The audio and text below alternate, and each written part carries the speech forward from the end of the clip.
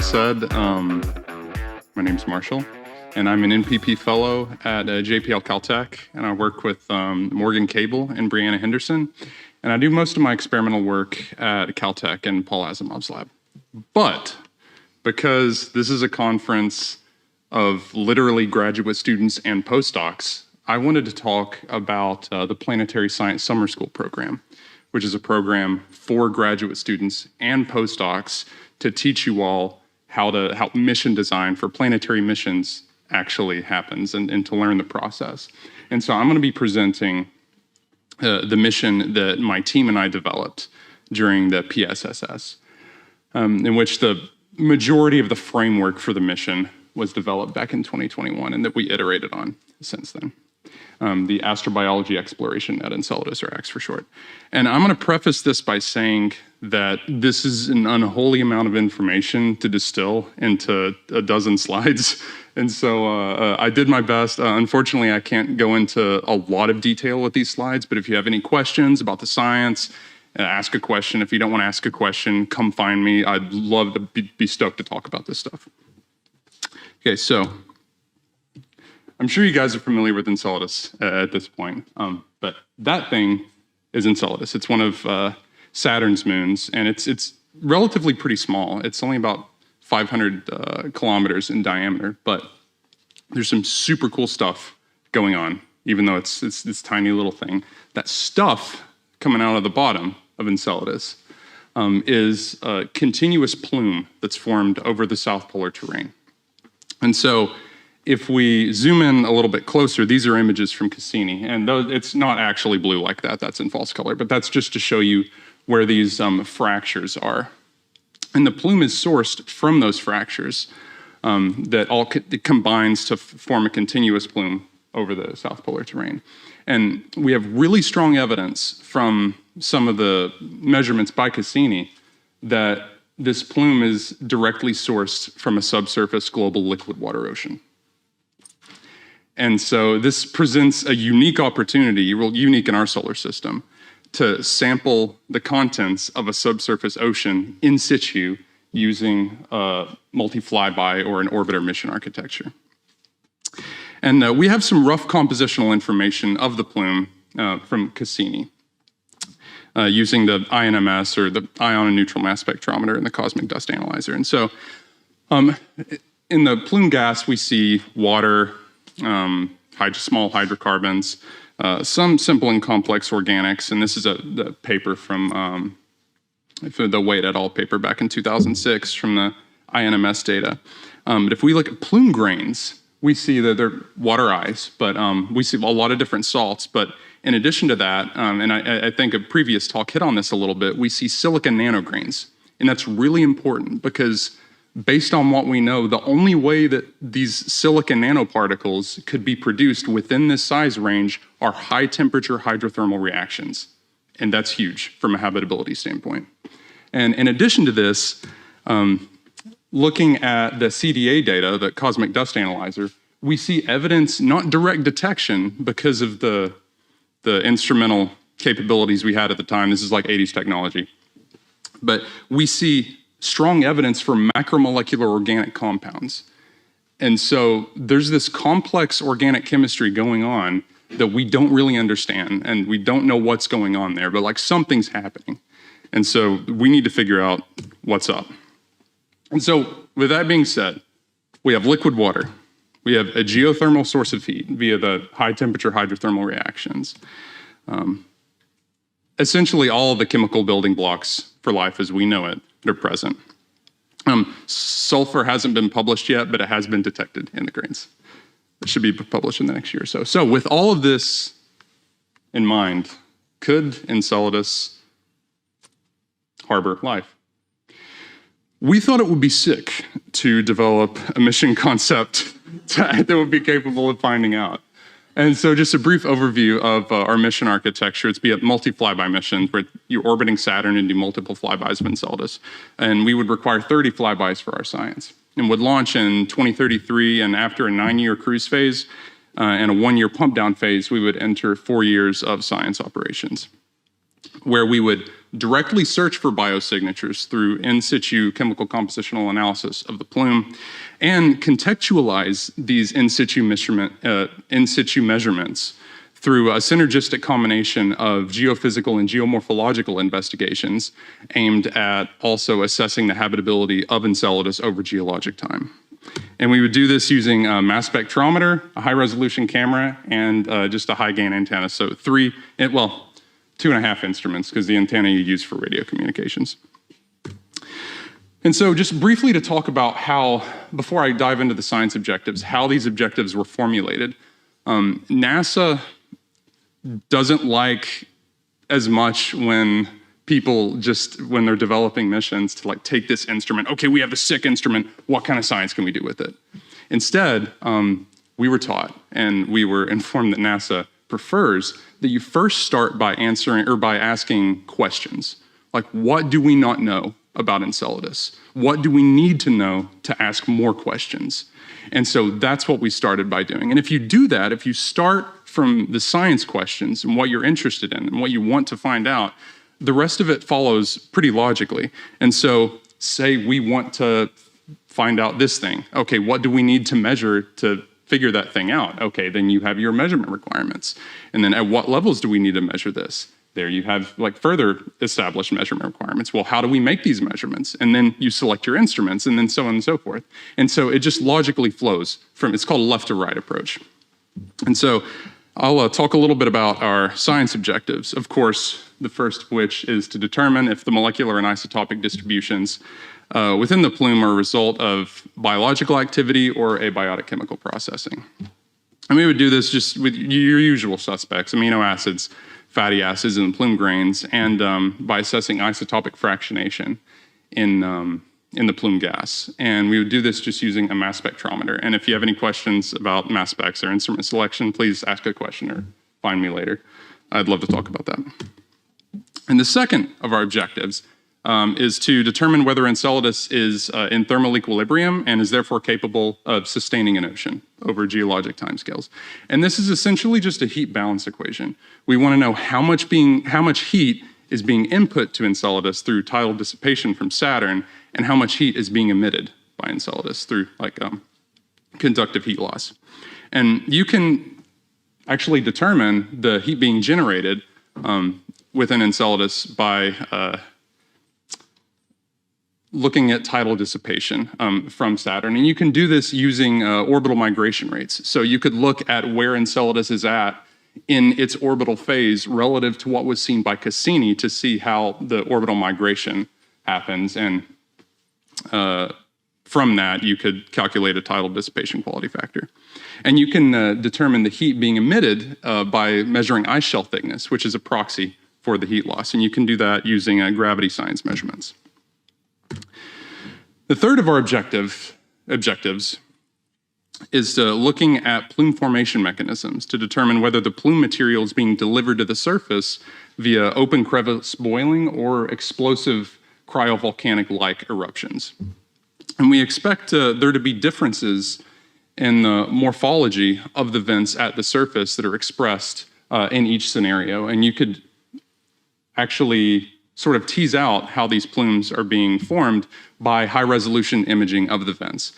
So for an open crevice model, we expect there to be vent width variations in response to tidal forcing throughout Enceladus's orbital phase.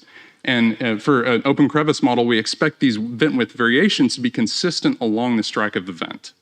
And so by taking multiple high-resolution images of a single vent throughout Enceladus's orbital phase and looking at vent width variations, we could determine if that were the case. Whereas for a purely cryovolcanic eruptive model, we expect these vent width variations to be restricted to the immediate vicinity of the vent.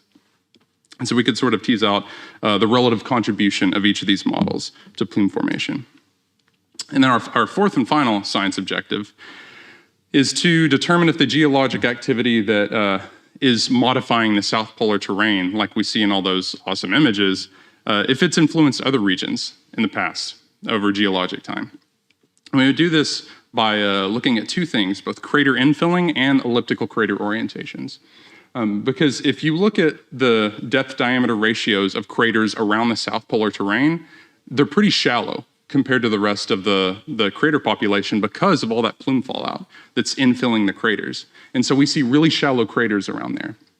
But if you look at the global crater population, like typically, they have a pretty well-defined depth-diameter ratio. And so if we were to survey the global crater population and find an area around Enceladus where we see anomalously infilled craters, that could be evidence that there was past plume activity.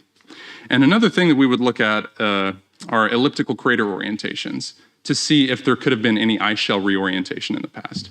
Because given a preferential velocity vector in the impactor population and a small enough impact angle below about 15 degrees, elliptical craters are formed. And so, like, given a preferential velocity vector, we expect to see mostly east-west oriented elliptical craters.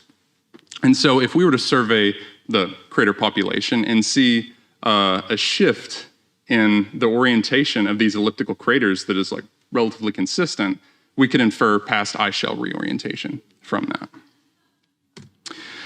And so for the mission trajectory, briefly, we would use Venus, Earth, Jupiter gravity assist, where we would do a slingshot around Venus and then a couple orbits around Earth, and then slingshot out to the Jupiter system, and then use Jupiter's gravity to slingshot out into the Saturn system. But getting out to Saturn isn't the problem. It's slowing down. That's the problem because you're going like 15, 20 kilometers a second. And so after Saturn orbital insertion, we would do a 1-year pump down phase and use multiple flybys of Titan using Titan's gravity to reduce the spacecraft velocity and tailor the inclination and altitude such that we could target Enceladus properly for our flybys. And then after that, enter a 4-year tour phase where we would conduct all of our science operations. That would consist of 30 flybys at least. And this requirement is driven primarily by our gravity science measurements that we need to make. And the surface mapping would require a total of 22 flybys. Not necessarily 22 flybys total dedicated surface mapping, but the data downlink would require 22 flybys. And so a minimum of 5 flybys at low altitudes as well for event imagery and in situ plume analyses. So key takeaway, Enceladus is sick. It's super awesome. There's a lot of really cool stuff going on there. And we would see what's going on there by looking at plume composition, heat balance, the different event formation mechanisms, and what the surface of Enceladus can tell us about its past. And this is important because in the most recent decadal survey, they specifically call out a New Frontiers mission to Enceladus using a multi-flyby mission architecture. And so there's so many outstanding questions that we just don't know about what's going on in Enceladus, and we need to go back to figure out what's going on. So as promised, a little talk about PSSS. This is my team that I worked with, and they're the most absurdly brilliant group of people that I've ever had the pleasure of working with. They're incredible. I'm still friends with many of them now. And so I'd like to talk a little bit about the PSSS. It's not really as much of a summer school as it is a rigorous mission design program where they teach you how to actually formulate a mission. And the deadline's passed for this year, but it's competitive. You have to apply for it, and they take 18 people per cohort. But you get to work with literally the best in the business. You're mentored by people that are on like Europa Clipper, Mars Sample Return, all that kind of stuff. And in the last week, you get to work one-on-one and are mentored by a member of NASA's advanced project design team. Team X. They're literally the best at what they do, formulating missions. And you learn so much, and it's incredible. If you have any questions, please come find me, ask here, or if you don't want to ask a question in front of a bunch of people, come find me, talk to me. I knew when I first was thinking about doing it, I was like, oh my God, I don't know anything about mission design. How am I going to do this? But everybody else in my cohort thought the exact same thing. So you don't need to be an expert in mission design. You just need to be interested and enthusiastic about doing this stuff. And this is the most incredible experience I've had of my professional career. So I would highly, highly recommend this program to anybody interested in mission design. Thank you.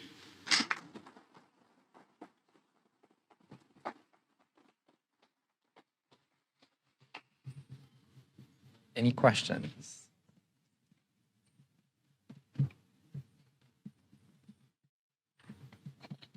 Hi, Michael. I'm from UCSD, just up the hill. I was wondering, is there like, how quickly, or is it pluming? Like, is it going to run out of water? How quickly is it blooming? Nice. Well, it's been active for, I mean, Enceladus is anywhere between like 100 million and over 2 billion years old. And it's been, like, the E-ring around Saturn is composed mostly of Enceladus plume material. So we know it's been around for a very, very long time. And we also know that the ocean is quite large and makes up a pretty significant portion of the mass of the moon. So there's not any evidence, as far as I'm concerned, or as far as I know, that it's running out anytime soon. And we believe it's still active.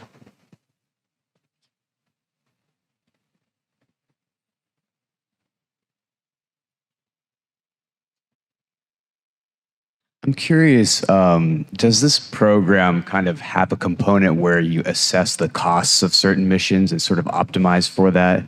Because Does it have a component? That's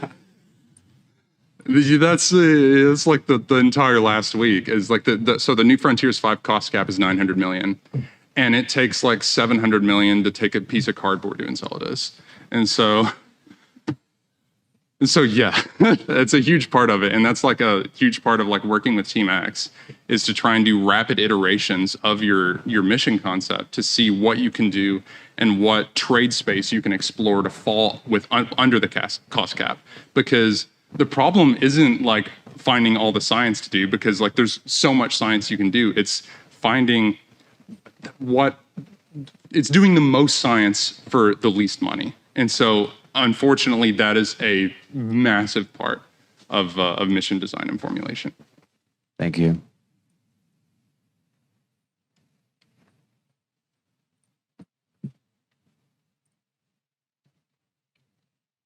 Hi, Colin Robinson, Brigham Young University. I was just wondering, I know one of the big hindrances to sampling organics from plumes on Enceladus is destruction of organics because in the sampling processes, right? Because of velocity, and you just go, at high speeds through the plume with like a cup to pick up all of that stuff. Lots of the organics are just gonna be obliterated. So what steps were you guys thinking of taking to eliminate destruction of biosignatures? Thank you so much for asking that question. Actually, that's the research that I'm doing at Caltech, is we're simulating hypervelocity impacts of ice grains using impact ionization mass spectrometry. And we're the only lab in the world that can do that at the moment, that can actually simulate a distribution of, well, I don't want to get, I'll nerd out too much. Come find me to talk about that after this if you want. But to answer your question, yes, there is a velocity regime where you have both efficient ionization, assuming you're using an impact ionization mass spectrometer for analysis of plume grains, which is pretty necessary at this stage. Yes, there is a velocity regime that you have efficient ionization and molecular survivability for a range of compound classes. And the survivability velocity range depends on molecular functionality, but it's somewhere between 4 and 6 kilometers per second is like the Goldilocks zone that you want to sample at. So yes, that's a fantastic question, and that is a problem that a lot of very smart people are trying to solve right now. In terms of that speed, 4 to 6 kilometers per second, is that fast enough to be able to stay out of the gravitational pull of Enceladus? Or? Oh yeah. Okay. Yeah, Enceladus there's not very much gravity there. Basically, yeah, it's tiny. Yeah. Thank you. No problem.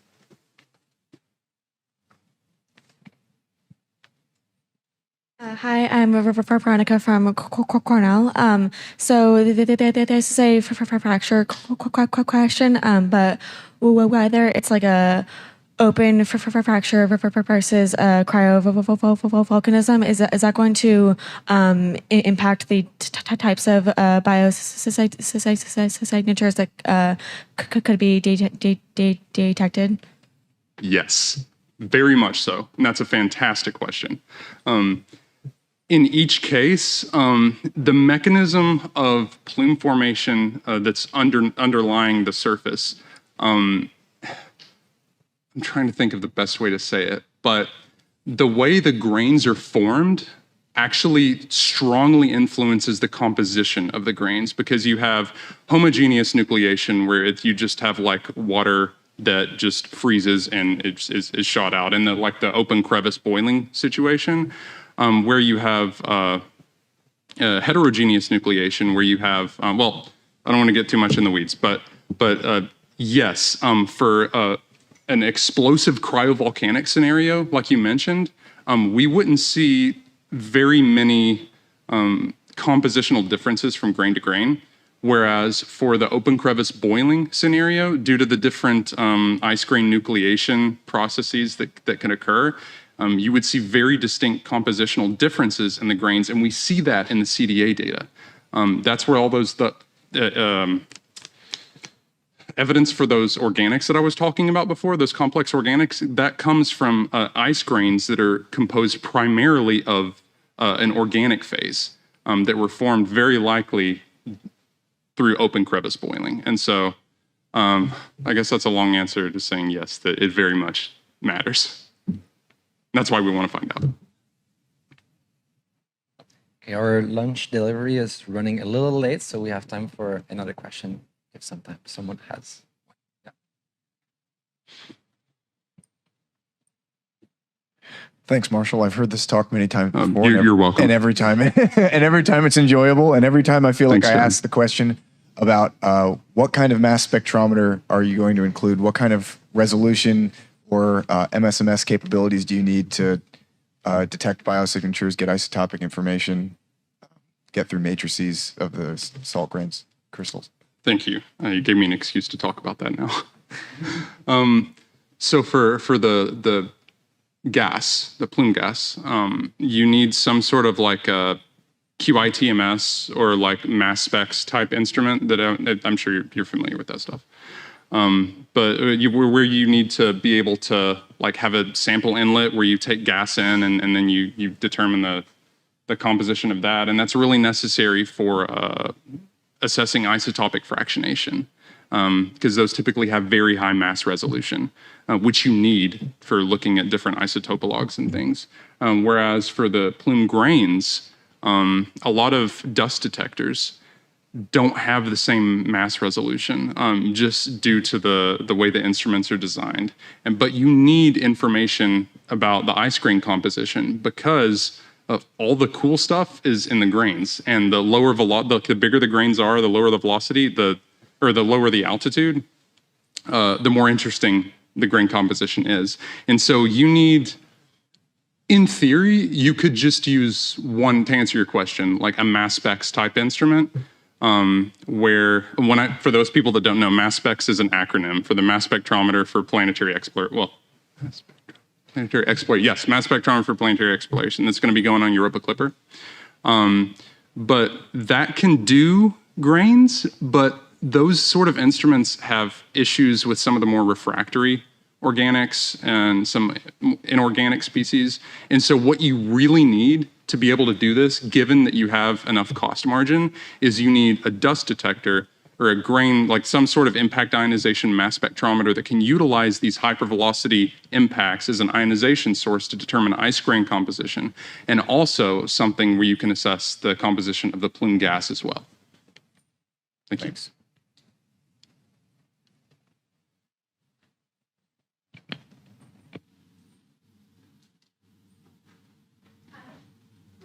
Something about how your mission will avoid the gravitational attraction for Saturn once that is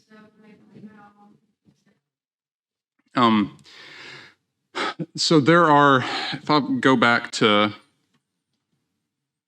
a couple of slides, so it's in eccentric orbit, the very eccentric orbit around Saturn. And so if you look at, I don't know, can you see the cursor? Okay, yeah, you can. Right here, see that little green dot? That's where every orbit you do like a small burn, where you use a little bit of fuel to make sure that you stay in the orbit that you need to actually do these measurements. And so it's not as huge of a deal and doesn't require like a ton of delta V or like change in velocity of the spacecraft. But no, that is something to consider, and you're right, and that is something that we took into account when doing all these the orbital calculations.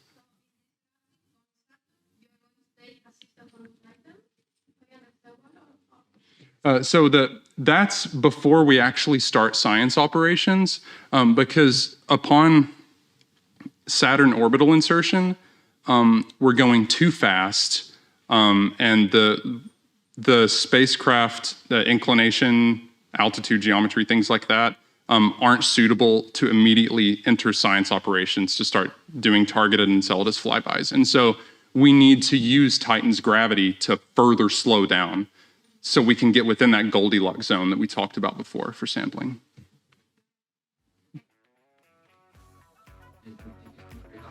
Thank you.